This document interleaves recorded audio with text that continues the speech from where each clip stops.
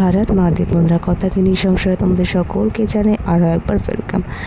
জানি ভিডিওটা অনেকটা লেট পোস্ট, বাট এত স্পেশাল ভিডিও তোমাদের সাথে শেয়ার করবো না, সেটা কি হতে পারে বলো। তো বেশ কিছু মাস আগে, অর্থাৎ গত 19শে জুন ছিল আমার হাজব্যান্ডের জন্মদিন, আর বিয়ের পর প্রথম জন্মদিন।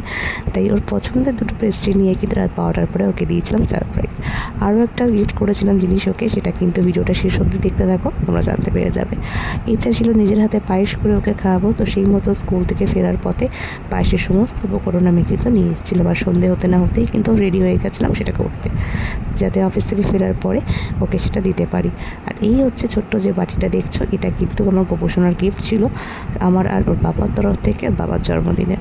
আর এই বাটিটা হচ্ছে আমার হাজব্যান্ডের, যেটা আমাদের বাড়ি থেকে বিয়ের সময় ওকে দেওয়া হয়েছিল।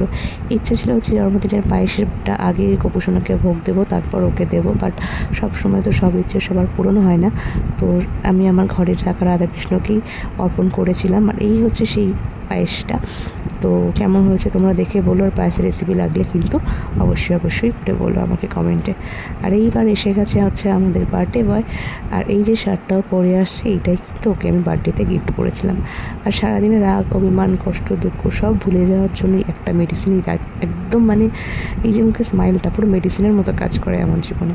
আর আমার জন্য ফুচকা, চুরমুর অনেক কিছুই নিয়ে এসেছিলো। তো ভিডিওটা তোমাদের কেমন লাগলো বলো, চ্যানেলটাকে অনেক করে সাবস্ক্রাইব করো। সবাই ভালো থেকো, সবাইকে ভালো রেখো। আজকে এই পর্যন্তই।